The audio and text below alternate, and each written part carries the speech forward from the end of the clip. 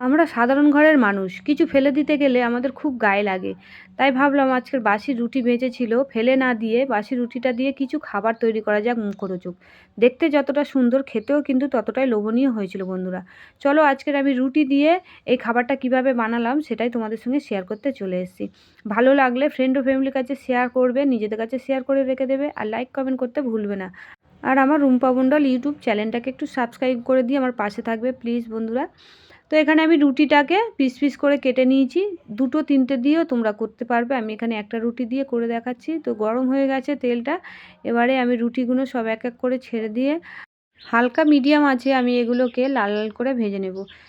একটু সময় ধরে ভাজতে হবে ধিমি আঁচে, যাতে না পুড়ে যায়। পুড়ে গেলে খেতে ভালো লাগবে না খাবারটা, সেই জন্য একটু হালকা আঁচে এইভাবে লাল লাল করে ভেজে তেল থেকে ছেঁকে তুলে নিচ্ছি। তুলে নেওয়ার পরে আমি একটা থালাতে নিয়ে নিচ্ছি, এটা একটু ঠান্ডা হোক। তারপরে আমি এখানে একটা বাটি নিয়েছি, বাটিতে আমি 2 চামচের মতন টক দই নিয়েছি আর 1 চামচের মতন চিনি নিয়েছি। চিনির সাথে টক দইটাকে ভালোভাবে ফাটাতে হবে। ফাটাতে ফাটাতে দেখবে এরকম সুন্দর একটা ঘনত্ব এসে যাবে।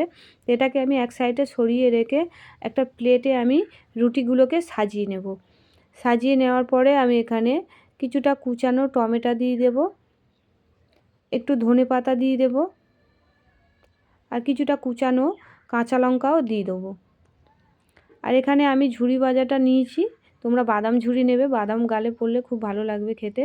তো আমি একটু অন্য ঝুরি ভাজা নিয়েছি, তো ঝুরি ভাজাটাও দিয়ে দিলাম। এবার টক দইটাকেও আমি এইভাবে সুন্দর করে দিয়ে দেব, যতটা সুন্দর লাগে দেখতে সেইভাবে সাজাতে হবে। তারপরে আমি এখানে কিষান জামের সসও দিয়ে দিলাম। তো দেখতে কতটা সুন্দর লাগছে দেখো বন্ধুরা।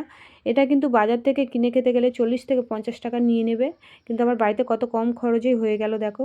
তো তোমাদের কেমন লাগলো এই রেসিপিটা কমেন্ট করতে ভুলবে না। এটাকে বলা হয় পাপড়ি চাট।